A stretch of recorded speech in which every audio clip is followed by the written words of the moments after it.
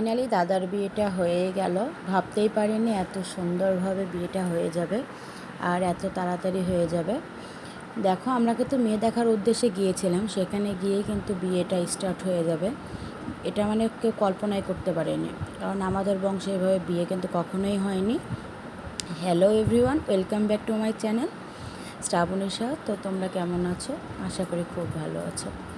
তো দেখো, বিয়ের মানে রাতে নিয়ে চলে এসেছিলাম, নিয়ে এসে বিয়েটাও দিয়ে দিয়েছে। যেহেতু মেয়ের বাবা মাও গরিব আর মেয়ে দাদু ঠাম্মার কাছে মানুষ হয়েছে, আর আমাদের দাদাদের কিন্তু খুব ইচ্ছা ছিল যে একটু ধুমধাম করে বিয়ে হবে, সবাই আসবে, কিন্তু কিছুই হলো না তেমন। আসতেই পারেনি কেউ, দিদিও আসতে পারেনি, আমার তো বোনেরা আসতে পারে নাই, অনেকে আসতে পারে নাই। তো আমরা যে কজন ছিলাম সেই কজন মিলেই দাদার বিয়েটা দিয়েই দিলাম। আর বিয়েটা কোথায় হয়েছে জানো? আমাদের মন্দিরে, মানে আমাদের বংশের যে মন্দিরটা, মানে আমার জেঠুদের যে মন্দির, মায়ের মন্দির একটা আছে বাড়ির সাথে, ওই মন্দিরে বিয়েটা কমপ্লিট হয়েছে। মেয়ের বাড়িতে বিয়েটা হয় নাই, কারণ মেয়ের বাড়িতে বিয়ে হলে এই বিয়েটুকু কেউ দেখতে পেত না। আশেপাশে পিসি, তারপরে পিস্তাতো বোন যারা ছিল তারাও দেখতে পেত না। এই জন্য সব কিছু আমরা বিবেচনা করে বাড়ির কাছে বিয়েটা নিয়েছিলাম। আর আমাকে দেখতেছো আমি কতটা মানে দৌড়াদৌড়িতে আছি, আর অনুষ্ঠান হলে না জানি কতটা দৌড়াদৌড়িতে থাকতাম।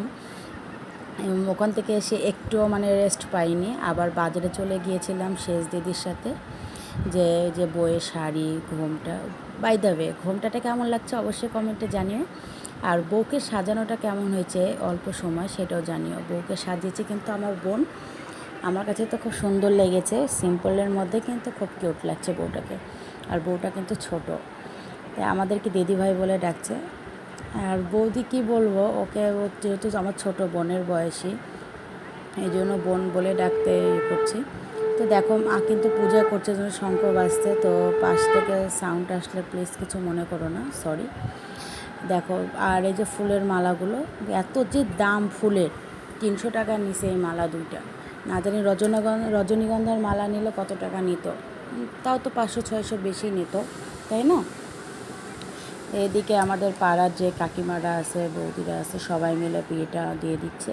আর আমি তো মানে নিচে নামতেই পারি নাই, গ্রিলের উপর থেকে ছেলেকে ঠিক করছি, কারণ আমাদের পিচ্চিটা এত দুষ্টুমি করছে, ওকে নিয়ে মানে আমি একদমই সামলাতে পারতেছিলাম না।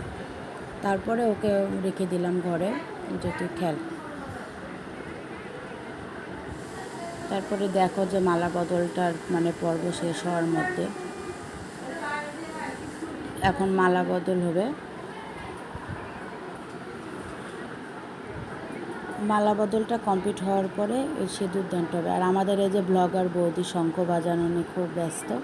ব্লগার বৌদি কিন্তু ভিডিও অলরেডি ছেড়ে দিয়েছে, আর আমার কিন্তু একদম লেট হয়ে গেল, কারণ বুঝতে পারতেছো খুবই একটু প্রবলেম, যার কারণে আমি ভিডিওটা ছাড়তে পারিনি। বাসায় এসে কাজের মুখে পড়ে গেছি, আবার মানে ফেসবুকে ভিডিও আপলোড করতে হচ্ছে, তা নিয়ে খুব বিজি ছিলাম। তার জন্য তোমরা আমাকে ক্ষমা করে দিও। আর জামাইবাবু চলে যাওয়াতে সত্যিই মিস করছি, মনে হচ্ছে কবে পূজাটা আসবে আবার সবার সাথে দেখা হবে। পূজাটা না আসা পর্যন্ত একদমই শান্তি পাচ্ছি না। পূজা আসলে জানি না, ভগবান যদি ভালো রাখে, সবাইকে সুস্থ রাখে, আমার ছেলেটাকে ভালো রাখে, তাহলে আবার সবার সাথে আমার দেখা হবে। তালাইমারিতে গিয়ে সবার সাথে হই হল্লোড় করে পূজাটা পার করব।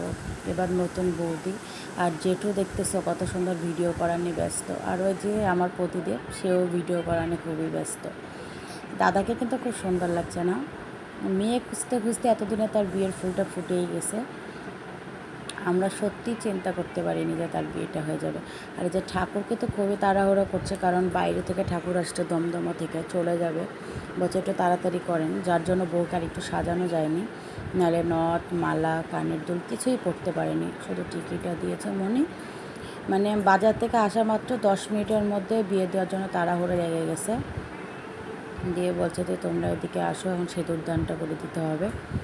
খুবই শর্টকাটে বিয়ে। আর ওইদিকে 50 জনের মতো রান্না বান্না নিয়ে বৌদিরা বিজি ছিল, মা আর বৌদি মিলে। ওই যে আমাদের বৌদি পেছনে দেখতে পাচ্ছ, রায়কুমারী দাস টেলিব্লগ যে ভিডিও আপলোড করে, মানে আমাদের বৌদি, সেও কিন্তু অনেক পারদর্শী, সে না থাকলে এত তাড়াতাড়ি সব কিছু হতোও না। মানে একটা ছোটোখাটো বউ ভাতের অনুষ্ঠানও করা হয়েছিল। অনুষ্ঠান বলতে মানে ঘরোয়াভাবে তো বউটাকে হাতে ভাত কাপড়টা দিতে হবে, তাই না? সেইটুকু রান্নাবান্নাও কিন্তু বৌদি আর মা মিলে করে নিয়েছে।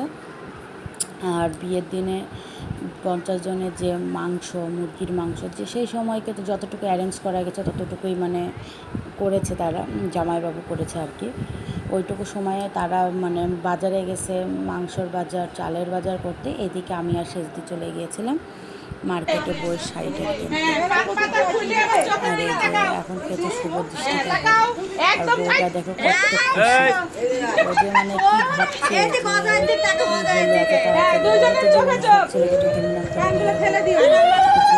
আর আমার ভিডিওটা ঠিক মতো করতেই পারিনি পিচ্ছির জন্য, খুব অত্যাচার করতেছিল।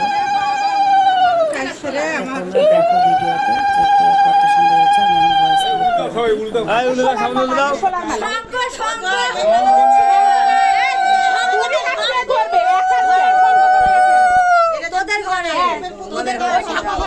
মোহন ঠাকুর খুব সাবধান। এই ঠাকুর মশাই মন্ত্র পড়েন।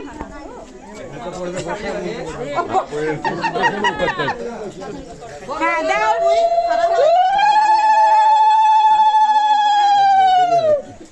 আবার খুলো, তুমিও খুলো আস্তে আস্তে। ভগবান যা করে মঙ্গল এইভাবে ধরে থাকো।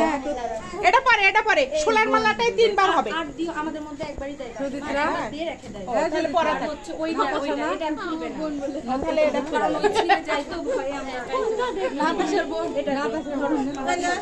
আরে হলো আর মালা হাতে ভেতর দিয়ে, হ্যাঁ ভেতর দিয়ে দাও, পরে দাও।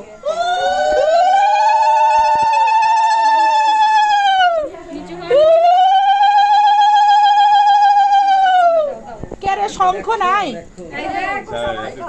একটা শঙ্খ বাজাবে দেখতো। উলুধ্বনি শঙ্খধ্বনি দুইটাই লাগে।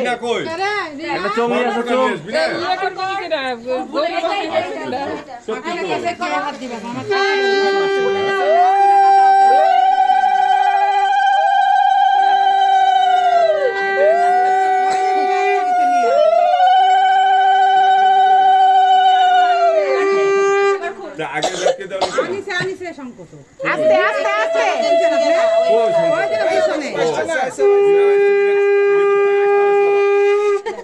রিনাকে এদিক সামনে আয়, না না তুই সামনে আয়, তুইও সামনে আয়। তুই যে শঙ্খ বাজাচ্ছিস, এই যে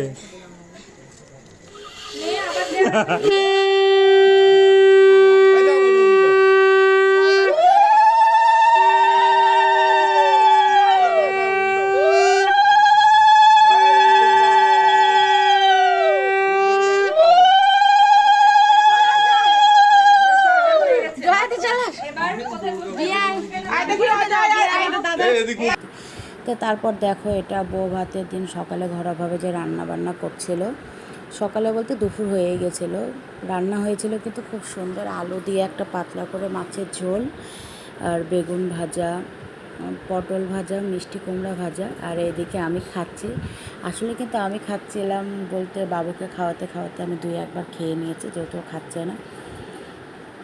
তারপরে ভাত কাপড়ের ভিডিওটা আমার করা হয়নি।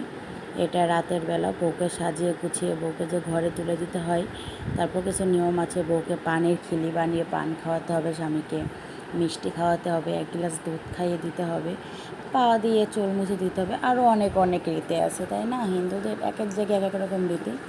তো সেগুলো সব কিছু রিচুয়ালসগুলো আমাদের শেষ দিদি পারে, বৌদি আছে, ওরা করছে। আর আমরা ছোটো বোন, লজ্জাও লাগছে, তারপরেও অনেক ইয়ার্কি হচ্ছে ওখানে। আর এদের দেখছো আমাদের দাদারা সবাই আছে, সবাই হাসছে এখানে। সংগ্রাম দাদাও শিখাই দিচ্ছে কী করে খাবে, ও কিন্তু ছোট অজয় দাদার। তারপরে দেখো কী করে সুন্দর করে শিখিয়ে দিচ্ছিল। এটা হচ্ছে না, সুন্দর করে একটু খাওয়া, একটু রোমান্টিক ভাব নিয়ে। আর ওই যে আমাদের বুড়ি বলতাম দিদি,